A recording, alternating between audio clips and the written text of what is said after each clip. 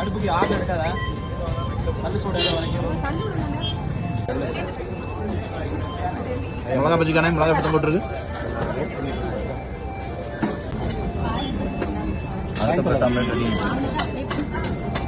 இங்கே காய்கறி நிறைய தராங்க